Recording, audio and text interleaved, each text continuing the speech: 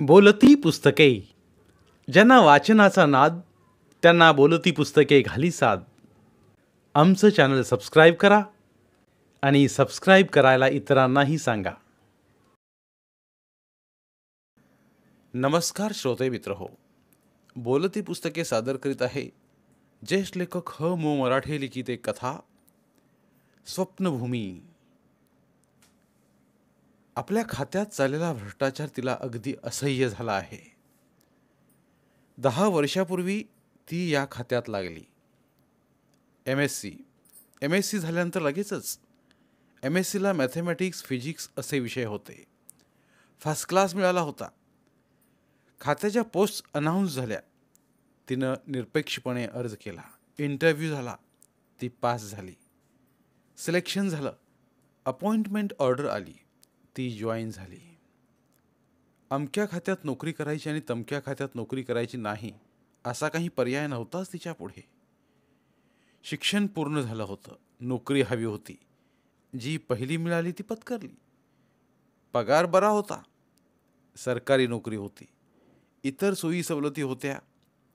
बदली होण्याची फारशी शक्यता नव्हती. इतर म्हणाले जॉईन हो. ती जॉईन झाली. नोकरीला लागल्यानंतर तिला खातं काय आहे ते समजू लागलं. खातं राष्ट्रीय महत्त्वाचं होतं. खात्याचे प्रमुख पंतप्रधानच होते. त्यांचं सल्लागार मंडळ कारभार बघी. महत्त्वाचे निर्णय, बढत्या, बदल्या, अर्थात अतिवरिष्ठ पदावरच्या थेट पंतप्रधान आणि त्यांचे निकटवर्ती सल्लागार बघत. आपण ज्या खात्यात नोकरी करतो आहोत ते खातं इतक्या राष्ट्रीय महत्त्वाचं आहे तिला तसं उशिराच कळलं. पण कळलं तेव्हा अभिमान वाटला. इतक्या महत्त्वाच्या खात्यात आपण नोकरी करतोय एवढ्याचमुळं नव्हे, तर आपण आपली बुद्धी राष्ट्रीय महत्त्वाच्या अशा कोणत्या तरी कार्यासाठी उपयोगात आणतो आहोत या जाणीवेनं. तशी ती नोकरीला लागली तेव्हा 20-22 वर्षांचीच होती. किशोर वय सरून नुकतंच तरुण वय सुरू झालं होतं. किशोर वयातली उदात्त रोमॅन्टिक ध्येयदृष्टी उरात अजून धगधगत होती. ती वृत्ती कायम असतानाच तिला खात्यामुळं तिच्या वाट्याला आलेला राष्ट्रीय रोल समजला आणि तिचं तिला समाधान वाटू लागलं. बुद्धिमान आणि हुशार तरुणांची आपली बुद्धी राष्ट्रीय प्रगतीसाठी वापरली पाहिजे असं तिनं वक्तृत्व स्पर्धातून केलेल्या भाषणांतून सांगितलेलं होतं. निबंधात लिहिलं होतं आणि मित्रमैत्रिणींबरोबरच्या खाजगी वादविवादातून ठासून प्रतिपादन केलं होतं. तिची नोकरी तिच्या विचारांना आणि मनाला पटणारी आणि उदात्त समाधान देणारीच मिळाली होती. 2 वर्ष हे समाधान टिकलं आणि मग वाट्याला येऊ लागला एक भ्रमनिरास. वाटू लागली चीड. जसं खातं तिला जवळून परिचयाचं होऊ लागलं तसं. भ्रष्टाचार, सर्व थरांवर बोकाळलेला भ्रष्टाचार. एका राष्ट्रीय महत्त्वाच्या खात्यात सर्व थरावर बोकाळलेला भ्रष्टाचार.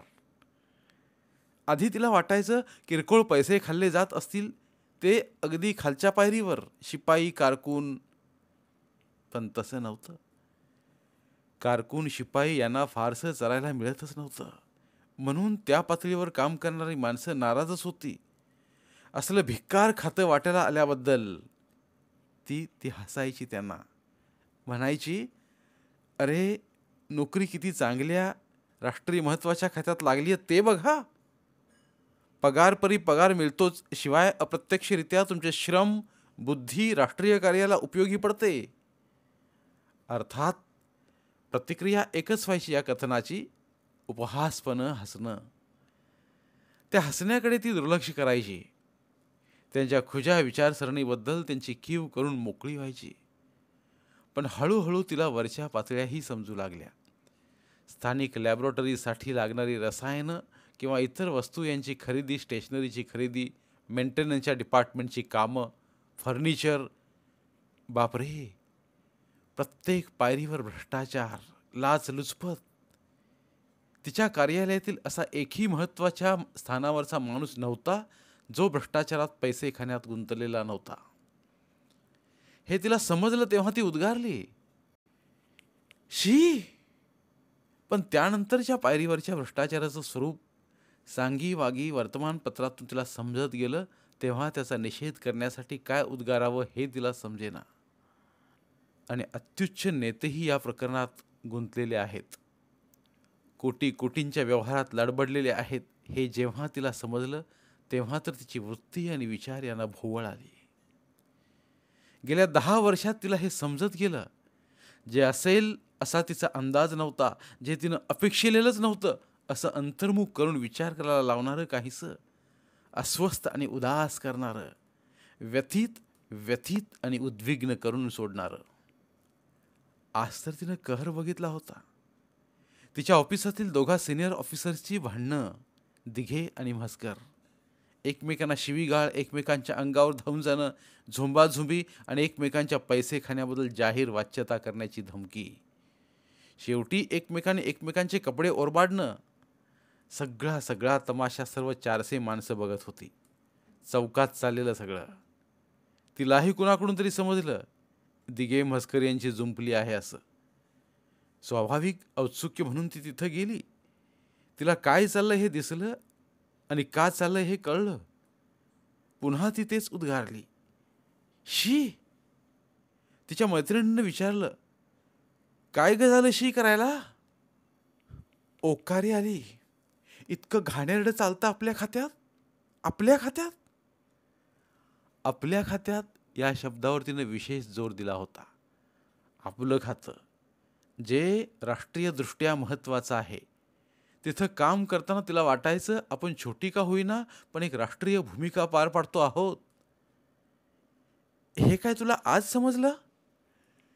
नाही, समजले पुष्कळ दिवसांपासून. पण आज त्याचं जे रूप बघितलं ते भयंकर, किळस आणणारं. एवढी मोठी शिकलेली, विद्वान, शास्त्रज्ञ म्हणवणारी माणसं, they play such dirty games. करप्शनच्या खातेऱ्यात लोळणारी डुकरं नुसती.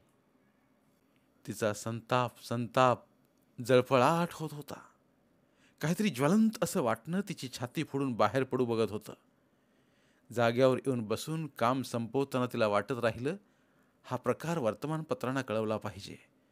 एका महत्त्वाच्या राष्ट्रीय खात्याच्या येथील कचेरीत दोघा वरिष्ठ अधिकाऱ्यांची मारामारी, शिवीगाळ. निमित्त काय? तर कोणी किती पैसे खाल्ले त्यावरून झालेली बाचाबाची आणि 400 कर्मचाऱ्यांसमोर त्यांची मारामारी. फ्रीस्टाईल. सगळंच सगळंच कसं लाजिरवाणं, चीड आणणारं. हे सांगावं कुणातरी रिपोर्टरला.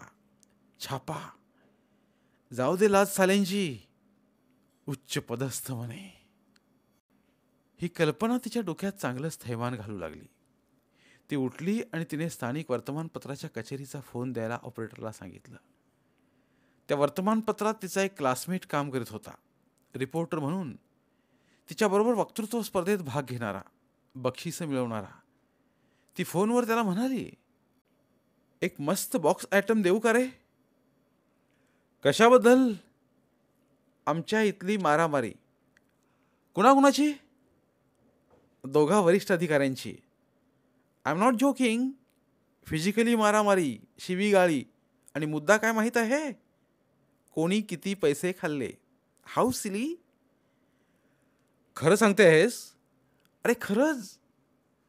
कधी? आत्ताच. ते दोघे अजूनही आपले कपडे नीट करीत असतील. डिटेल्स देशील? घरी येतो. नक्की येशील का? संध्याकाळी ये. येईन. छापून टाक. करू देत लोकांना सर्च. खमंग आयटम. निर्लज्जपणाचा आणि बेजबाबदारपणाचा कळस नुसता. ती संतापूनच सांगत होती. फोन बंद करून ती आपल्या टेबलाशी आली. कुणाशी बोलत होतीस मीरा राजे? तिच्या कलिंग मिसेस देशपांडे हिने विचारलं. रिपोर्टर ग. माझा क्लासमेट आहेच. छापून टाकेल बघ उद्या. Are you talking seriously? Of course. Mrs Deshpande काळजीत पडत तिच्याकडे बघत राहिल्या. बघताय काय असं? येऊ दे छापून, कळू दे लोकांना. घालू देत शेण तोंडात. कुणाच्या? त्यांच्या. म्हणजे दिघे म्हस्करांच्या? अर्थात. पुन्हा मिसेस देशपांडे काळजीयुक्त नजरेनं तिच्याकडे बघत राहिल्या. त्यांनी विचारलं, ते कोण आहेत माहीत आहे ना?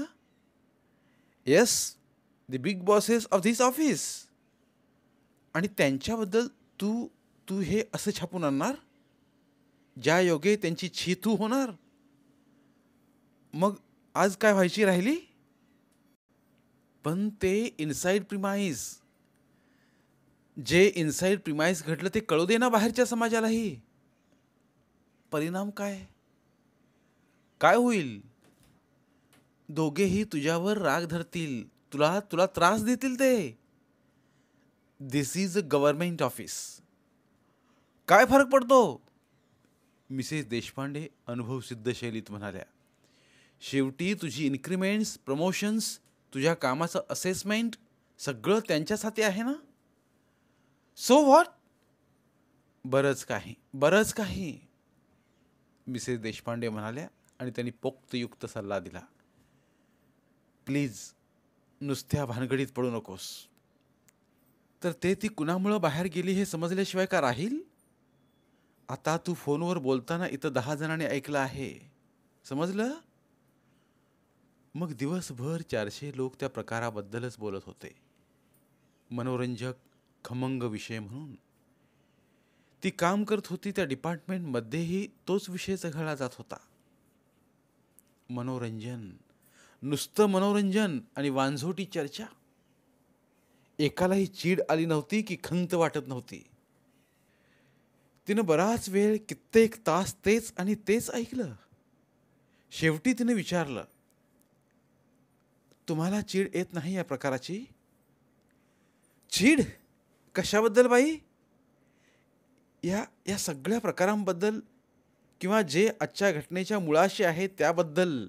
करप्शन, खालपासून वरपर्यंत गेलेलं करप्शन, देशाला पोखरणारं. समोर 2-4 जणी होत्या, इतर 3-4 होते. त्यांनी पटकन टाळ्या वाजवल्या. ती चिडली. तिने विचारलं, टाळ्या कसल्या वाजवता? मग काय करू? रिॲक्ट व्हा, प्रतिक्रिया नोंदवा, हे सगळं चव्हाट्यावर मांडा. पुन्हा टाळ्या पडल्या. मग सगळे सामुदायिक हसले. ती एकटी पडली. आपल्या टेबलाशी बसून काम करू लागली, धुमसत, आतल्या आत तडफडत. मग उठली आणि इतरांच्या समोर जाऊन म्हणाली, हे सगळं घाणेरडं चाललंय असं नाही वाटत तुम्हाला? वाटतं ना, वाटतं. पण ते सगळीकडेच आहे. तुम्ही त्या दोघांविरुद्ध काही कराल, पण आपल्या 400 लोकांपैकी उरलेल्या 398बद्दल तुम्ही काय करणार? आणि आपल्या वरच्या हजारो जणांबद्दल? हे एक्सपोज केलं पाहिजे सगळं. ठीक आहे, करा ना, करा. शोधा पुरावे आणि मांडा वर्तमानपत्रातून. आंदोलन करा, मिसेस देशमुख म्हणाल्या. पण त्याआधी राजीनामा द्या बरं का. जलात राहून माशाशी. हा उपहासपर शैलीतला सल्ला आणखी एकाचा. ऐकता तिने एका कागदावर काहीतरी लिहिलं आणि ती उठून उभी राहिली. इतरांकडे बघत राहिली. तुमचं बरोबर आहे. मला जलात राहून माशांशी वैर करता येणार नाही. जलाबाहेर पडलं पाहिजे आणि मगच हे जल गंगेचं आहे की गटार गंगेचं हे सांगितलं पाहिजे. मी तसंच करते आहे. मी राजीनामा देते आहे. हा कागद म्हणजे माझे राजीनामा पत्र आहे. मी इथून बाहेर पडेन आणि बाहेरच्या जगाला ओरडून सांगेन इथं काय काय चाललं आहे ते. राष्ट्रीयदृष्ट्या महत्त्वाच्या अशा या खात्यात सर्व थरावर चाललेला भ्रष्टाचार. ऐकणारे तिचे सहकारी आता थक्क झाले होते. अनपेक्षित असं काही घडत होतं. आकाश निरभ्र असताना एकाएकी वीज चमकावी तशी ती त्यांच्या नजरेसमोर त्यांचे डोळे दिपवीत लख्खन चमकली होती. ती खरोखरच आपल्या जागेवरून हलली. मोठ्या साहेबांच्या केबिनच्या दिशेनं गेली. इतरांची चर्चाही आता थांबली. तो आपल्या कारखान्यात बसला होता. इंडस्ट्रियल इस्टेटमध्ये एक छोटीशी शेड आणि गेल्या 5 वर्षात त्यानं उभा करीत आणलेला आपला छोटासा कारखाना. संध्याकाळ झाली होती. यंत्र आणि प्रोडक्शन थांबलं होतं. कारखान्याची वेळ संपली होती. कामगार मंडळी घरी गेली होती. त्याच्या छोट्याशा कारखान्यात त्यानं स्वतःसाठी छोटीशी केबिन बनवून घेतली होती. त्यात तो बसला होता. तो आणि त्याचा अकाउंटंट कम प्रोडक्शन मॅनेजर यांचा हिशेब बघणं चाललं होतं. ऑर्डर्स किती आहेत, किती माल तयार आहे, मागणी पूर्ण करण्यासाठी प्रोडक्शन वाढवावं लागेल का, पगार भागवण्यापुरती वसुली होईल का, आणखी ऑर्डर्स कुठून मिळवता येतील का. 5 वर्षापूर्वी त्यानं आपली नोकरी सोडली स्वतःचं छोटंसं युनिट टाकण्यासाठी. तो इलेक्ट्रॉनिक्स इंजिनियर होता. मोठ्या कारखान्यात नोकरी होती, पण त्याला स्वतःचा धंदा उभा करायचा होता, छोटा पण अधिक पैसा देणारा. 5 वर्षांपूर्वी त्यानं आपलं युनिट सुरू केलं तेव्हा तो तिला म्हणाला होता, निदान 5 वर्ष लागतील नीट सुरू व्हायला. धंद्यात चढ उतार असतात, स्पर्धक असतात, मार्केट बदलत असतं. हे सगळं विचारात घेऊन तू तुझी नोकरी करीत राहायला हवं. आपल्या छोट्याशा संसाराचा सगळा भार तुझ्यावर आहे. आपला घरखर्च, मुलांचा खर्च, ब्लॉक घेतलाय त्याची कर्जफेड. 5 वर्षे ठीक चालला होता. मालाला मागणी होती. स्पेशलाइज्ड ॲटम होता, अर्थात 5 वर्षांपूर्वी. सगळा बल्क परचेस सरकारी खात्याकडूनच होत होता. त्यानं आपला प्रॉडक्ट उत्तम बनवला होता, वैशिष्ट्यपूर्ण बनवला होता. त्याची उपयुक्तता आणि विशिष्टता त्यानं खात्याच्या वरिष्ठांना पटवून दिली होती. एकच मोठं गिराईक मिळालं होतं, पण आता स्पर्धा वाढली होती. इतर मॅन्युफॅक्चरर्स तसलाच प्रॉडक्ट बनवू लागले होते. कमी भावात मालाचा पुरवठा करायला तयार होते. तो आणि त्याचा अकाउंटंट दोघांचं बोलणं झालं, विचारविनिमय झाला. मागणी वाढली पाहिजे, निदान आहे ही स्थिर राहिली पाहिजे, नाहीतर. दोघांच्याही चेहऱ्यावर थोडी काळजी उमटली, अकाउंटंटपेक्षा त्याच्याच चेहऱ्यावर जास्त. तो आपल्या खुर्चीत मागं रेलला. त्यानं थोडा वेळ खिडकीतून बाहेर बघितलं, मग पुढं टेबलावर झुकला आणि त्यानं विशिष्ट फोन फिरवला. Hello, is it mister Dighe speaking. Hello sir, Ashok राजे हियर. बोला. आजच्या कार्यक्रमाची आठवण देण्यासाठी फोन केला. ओ हो, आज नाही का? I had almost forgotten. बरं झालं फोन केला आठवणीसाठी. ओ हो, थँक्यू. मग ठरलेल्या वेळी भेटायचं. आम्ही आपल्या घरी येतो, तिथून आपण जाऊया. I hope your car is all right. Yes yes, we can go in our car. Thank you sir. तयार रहा. Round about 8:30. राईट, या.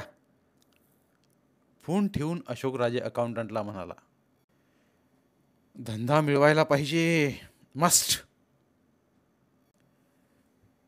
ती घरी आली. आज तिला खूप खूप निराळं निराळं वाटत होतं. संतापाचा आगढोंब आतून उसळत होता. त्यातून सुटका झाल्यासारखं वाटत होतं. काहीतरी रोमहर्षक केल्यासारखं वाटत होतं. नव्या रोमहर्षकतेची सुरुवात वाटत होती. तिची मुलं तिची वाट बघतच होती. ती येताच त्यांना बिलगली. चौकशा झाल्या, तक्रारी आल्या. मुलांना सांभाळणाऱ्या बाई घरी निघाल्या. तेव्हा ती म्हणाली, थोडं थांबू शकाल का? माझ्याकडे एक रिपोर्टर यायचे आहेत. तोपर्यंत तिचा रिपोर्टर मित्र हजर झालाच. अरे ये, काय मज्जा सांगू तुला. ती उत्साहातच सगळं त्याला सांगू लागली. सकाळी कसं कसं काय काय झालं ते तिनं रंगवून रंगवून सांगितलं आणि म्हणाली, I have to expose so many things. I know much corruption, अगदी टॉप टू बॉटम करप्शन, बेसुमार. सगळं मला उघडं पाडायचं आहे, सगळं. I don't have proofs, but I know everything. इतकं जबाबदारीचं खातं, देशाच्या जीवन मरणाचा प्रश्न हाताळणारं खातं. चीड मस्तकात जाते. Top minister is involved in I level corruption. मला जे माहीत आहे थोडं आहे. झिरपत झिरपत आमच्यापर्यंत येतं तेवढंच मला माहीत आहे, पण तेही फार आहे. मी तुला सोच सांगते. तू इन्व्हेस्टिगेशन कर. I will help you. साल्यांना उघडं पाडलं पाहिजे. मी आज हे ऑफिसात बोलले तर इतर म्हणाले, जलात राहून माशांशी वैर नका करू. म्हटलं ऑल राईट, नाही करत. मी बाहेर पडले जलातून आणि मग सांगते, हे जल गंगेचं आहे की गटारगंगेचं? गटारगंगा आहे रे, गटारगंगा. सिक्रेसी आहे, गुप्तता आहे म्हणून कोणी काही काढत नाही. पण पण तू काढ. मला उभं आलाय. गेली 10 वर्षे केवढ्या उमेदीनं काम करायची मी तिथे. पण वरपासून खालपर्यंत हे हे रे सगळं. माझी इच्छाच मेली बघ तिथं काम करण्याची. आज आज राजीनामा दिला शेवटी. तिचं शेवटचं वाक्य ऐकतच अशोक राजे आत आला. त्यानं ते शब्द ऐकल्यावर निर्माण झाली स्वाभाविक उत्सुकता म्हणून विचारलं, कोणी दिला राजीनामा? मी. ती उत्तेजित पण स्थिर स्वरात म्हणाली. व्हॉट? मी राजीनामा दिलाय. कधी? आजच. का? अशोक राजे सगळंच उत्सुकतेने विचारत होता. इच्छा मेली माझी तिथं काम करण्याची. इतकं करप्शन. ती आता संतापत म्हणाली. सकाळचा प्रसंग आमच्या ऑफिसातला. दोघे बिग बॉस साले हमरी तुमरीवर आले. पॉइंट काय तर कोणी पैसे जास्त खाल्ले. नॉनसेन्स. तर तोच किस्सा सांगण्यासाठी याला बोलवले. He is Varun, my friend, a journalist, a reporter. तर म्हणाले छापून टाक, बॉक्स आयटम कर, मनोरंजन करमणूक होऊ देत लोकांची. पाठोपाठ तुला आमच्या खात्यातील करप्शनच्या हकीकती सांगते, सोर्स सांगते. तू इन्व्हेस्टिगेट कर, एक्सपोज कर. आपण करूया. The whole atmosphere is so so dirty. उबग आलाय मला. ती अधिकच उत्तेजित होऊन पुन्हा सगळं सगळं सांगत होती. अशोक सगळं चकित होऊन ऐकत होता. ऐकता ऐकता उभा तो उभाच होता. बसलाही नव्हता तो. त्यानं काहीशा पडलेल्या, काहीशा चिडलेल्या स्वरात विचारलं, म्हणून तू राजीनामा दिलास? दुसरं मी काय करू शकत होते माझा संताप व्यक्त करण्यासाठी? ओह. अशोक उद्गारला आणि कोचावर बसला. ती चहा करायला आत वळली. अशोक राजे अनिर्णायक अवस्थेत अधांतरी विचार करीत बसला. गप्प गप्प म्हणून पत्रकारही. ती चहा घेऊन आली. अशोक म्हणाला, तू बस पत्रकार मित्राशी गप्पा मारत. मी मुलांना आईकडे पोचून येतो. आपल्याला शार्फ 8ला निघायचं आहे. तू आवरून घे. नवा अंजेरी किमीस कुर्ता आणला आहे ना, तो तू घाल. आणि माझ्या झब्यावर इस्त्री फिरवायला हवी का बघ. कुठे जायचं पण? Of course for dinner. मी टेबल बुक करून ठेवलंय. I have to entertain a big client. तो मुलांना घेऊन घाईघाईने बाहेर पडला. तो परत येईपर्यंत तिनं सगळी तयारी केली होती. त्याच्या झब्या पायजम्याला इस्त्री आणि त्यावर सेंट. तिच्या किमीस कुर्त्याला इस्त्री. बॉब केलेल्या केसांना छानसा शेप. अत्तराचा मंद दरवळ. त्यानं आल्या आल्या अंघोळ केली, दाढी केली आणि कपडे घातले. एवढं कुणाला एंटरटेन करायचं आहे? तिनं सहज चौकशीच्या स्वरातच आवरता आवरता विचारलं. A big man, a big boss. तरी पण mister Dighe, you know him. मी कशी काय ओळखणार? कारण ते तुझ्या डिपार्टमेंटचे, तुझ्या ऑफिसचे बिग बॉस आहेत. यू मीन आमचे दिघे साहेब? Yes madam. ती चकित होत त्याच्याकडे बघतच राहिली. तो खुशीत कपड्यावर स्प्रे मारत होता. कशासाठी त्यांना एंटरटेन करायचं? तिनं रोखून बघत विचारलं. पण त्याचं तिच्या रोखून बघण्याकडे लक्षच नव्हतं. तो म्हणाला, कारण ते मला धंदा देणार आहेत, मला ऑर्डर देणार आहेत ते. त्यासाठी एंटरटेन करायचं त्यांना? अर्थात ही मुळी पद्धतच आहे आज. एंटरटेनमेंट म्हणजे काय काय? फर्स्ट ऑफ ऑल हॉटेलमध्ये खाणं पिणं. ते आणि त्याची बायको खाता पिताना गप्पा गोष्टी. त्यातून त्यांच्या मनातली अपेक्षा समजून घ्यायची. त्यानुसार पुढील व्यवस्था. म्हणजे बघ, मला कितीची ऑर्डर ते देतील ते समजेल. त्यात त्यांची कितीची अपेक्षा आहे हे समजून येईल. त्याप्रमाणे कॅश किंवा वस्तू. तो सहज स्वरात सांगत होता. ती आता त्याच्या जवळ गेली. त्याला विचारती झाली, आज सकाळी काय तमाशा झाला ते तुला माहीत आहे ना? हो, तू मगाशी काहीतरी म्हणालीस ओझरतं, पण माझं लक्ष नव्हतं तिकडे. तुझं लक्ष होतं आणि काय घडलं हेही तुला कळलेलं आहे. असेल मग? तरीही काय? तू त्याला एंटरटेन करणार? लाच देणार? तिचा स्वर आता चिडीचा झाला. तू म्हण त्याला लाचबीच, मी नाही म्हणत. मग तू काय म्हणतोस? काहीच म्हणत नाही मी. तो म्हणाला, मला एवढंच समजतं की दिघे साहेबांच्या मदतीनं मला डिपार्टमेंटशी 2 वर्षांच्या सप्लायचं कॉन्ट्रॅक्ट्स मिळवायचं आहे. 2 वर्षात निदान 10 लाखांचा बिझनेस मला हवा आहे. त्यासाठी काय 5-10 हजार त्यांना द्यावे लागले तर? यालाच आम्ही भ्रष्टाचार म्हणतो. यालाच आम्ही बिझनेसमधील प्रॅक्टिस म्हणतो. तो आता जवळजवळ बाहेर पडण्यासाठी तयार झाला. घड्याळात बघत तिला म्हणाला, प्लीज हरी अप. शार्प 8:15 त्यांच्या बंगल्यावर पोचायचं आहे. तिथून त्यांच्या गाडीतून हॉटेल. 8:30 पासून टेबल रिझर्व करून ठेवलेला आहे. ती खुर्चीवर बसली होती, पण ती न उठण्याच्या पवित्र्यात बसलेली होती. म्हणाली, मला यायचं नाही. काय? मला यायचं नाही. तिचं हे सांगणं ऐकून तो एकदम चिडलाच. त्यानं जोरात विचारलं, का? मला हे मंजूर नाही. नसेल, पण त्याचा संबंध कुठे येतो? कसा येत नाही? कसा येतो ते सांग. माझा या प्रकारांना विरोध आहे. आमच्या खात्यात चाललेल्या करप्शनची चीड येऊन तर मी राजीनामा दिला आहे. आणि त्याच दिघ्यांना लाच देण्यासंबंधीच्या वाटाघाटी तू करताना मी तिथं हजर राहू? वाटाघाटी तुला करायच्या नाही आहेत. पण पण हजर राहायचं आहे. पण वाटाघाटीसाठी नाही. मग? त्यांना बरं वाटावं म्हणून. मी एकटा गेलो तर ते त्यांना आवडणार नाही. त्यांना बायकांची कंपनी आवडते. कंपनी देण्यापुरतीच? अर्थात. कोण म्हणून? अर्थात माझी पत्नी म्हणून. फक्त पत्नी म्हणून?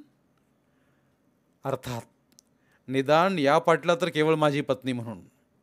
माझं काम झालं पाहिजे आणि त्यांना बरं वाटलं पाहिजे म्हणून. इतका इतका सवंग विचार तू करू शकतोस? मी सवंग विचार करतोय की उच्च श्रेणीचा विचार करतोय हे मला माहीत नाही. ती फक्त माझी गरज आहे. आणि आता फार चर्चा करू नकोस. We are making delay. तो बसलेला उठून उभा राहिला, बाहेर पडण्याच्या तयारीने. मला माझी खात्री देता येत नाही. म्हणजे? त्यानं विचारलं. मला कदाचित तुमचा डील सहन होणार नाही. मी भडकेन, तमाशा करीन मी तिथे. No darling, no.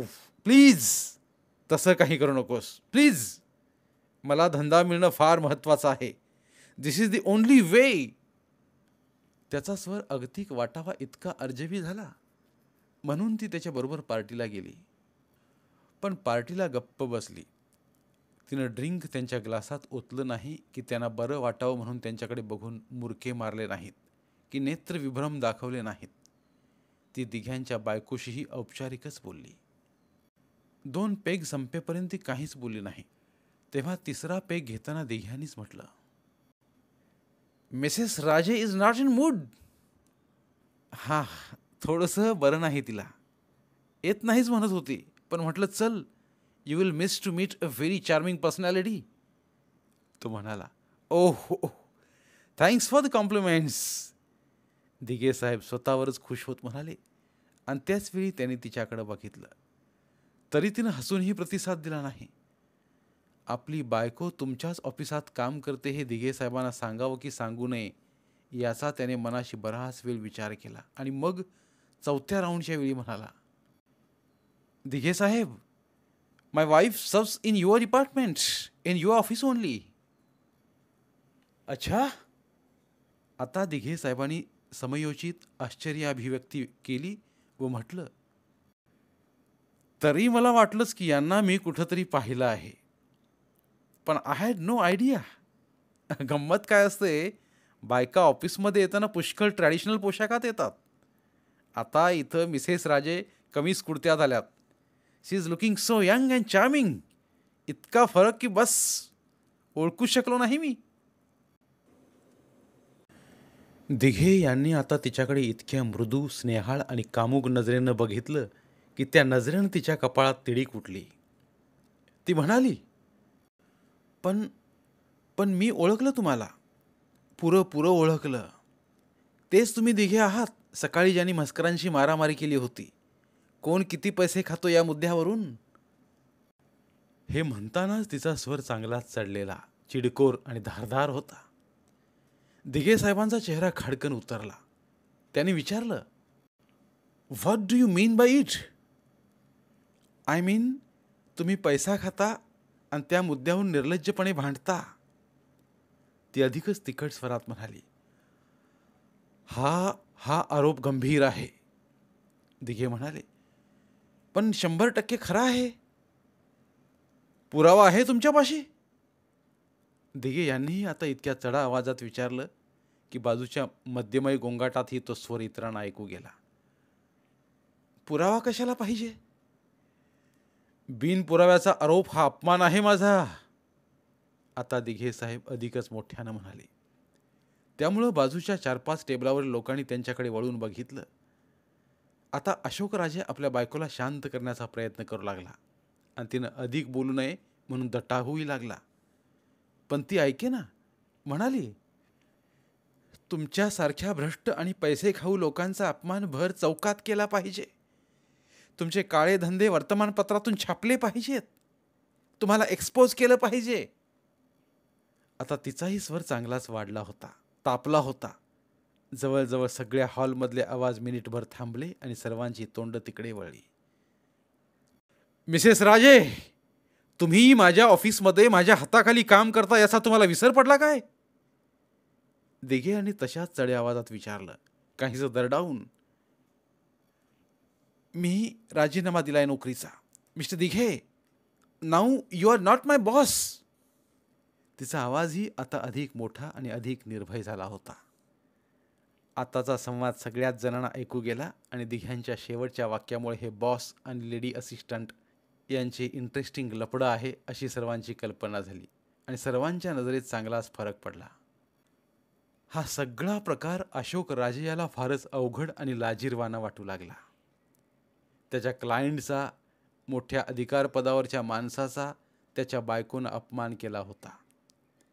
त्यानं दटावण्याचा प्रयत्न करूनही ती गप्प बसायला तयार नव्हती. ती पुढं काहीतरी बोलणार हे लक्षात येताच तोच आधी तिच्यावर ओरडला, "will you please shut up Mira?"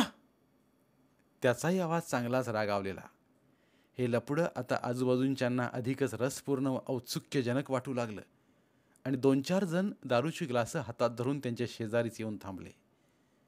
1-2 उत्साही वीरांनी तर मीरा राजेकडे बघत अशोकला सल्ला दिला, "हिच्या या बॉसचा तुझ्या बायकोवर डोळा असेल तर लात घाल भडव्याच्या." हे हे आता फारच झालं होतं. अशोक उभा राहिला. त्यानं त्या सज्जनांना कसंबसं दूर पिटाळलं आणि तो दिघे यांना क्षमायाचनेच्या स्वरात म्हणाला, "I am extremely sorry Dighe साहेब. Very very sorry. माझी चूक झाली मिसेसना बरोबर आणण्यात. आता आपण इथून उठूया. Let's go somewhere else." Dighe यांची बायको याच सूचनेची वाट बघत होती. ती पटकन उठली आणि नवऱ्याला म्हणाली, "चला." आता दिघेही उठले.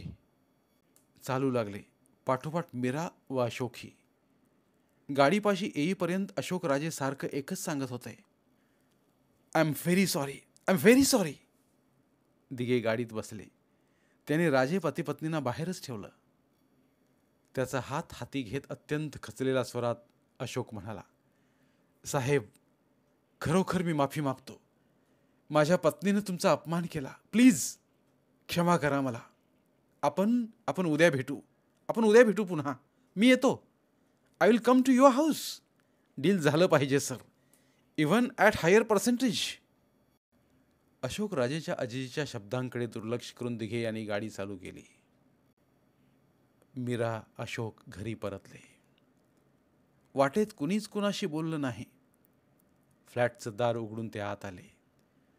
समोरच्या कोचावर त्यानं स्वतःला झोकून दिलं.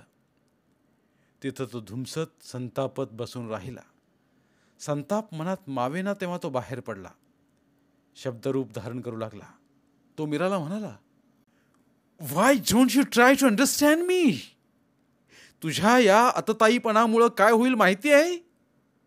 10 लाखांचा माझा धंदा गेला, कदाचित त्या पुढलाही. सप्लायर म्हणून माझं नाव कदाचित ब्लॅकलिस्टमध्येही जाईल. तुमच्या डिपार्टमेंटलाच मी सर्वात जास्त माल पुरवत होतो. That was the sure market. ते माझं गेलं गेलं गेलं. धंदा बुडाला माझा. मार्केटमध्ये किती स्पर्धक उतरलेत. त्यांच्याशी स्पर्धा केवळ मालाच्या क्वालिटीने होत नाही. There are so many other things. आत्ता माझा धंदा कुठं उभा राहत होता. बँकेचं कर्ज, कामगारांचा पगार is not only the talent and quality that is sold in the market. There are gimmicks, techniques. तो बोलत होता. ती समोर बसून नुसतं ऐकत होती. तिच्या नजरेत काय अर्थ आहे हे त्याला जाणवत होतं. तिरस्कार, चीड, निर्भसना.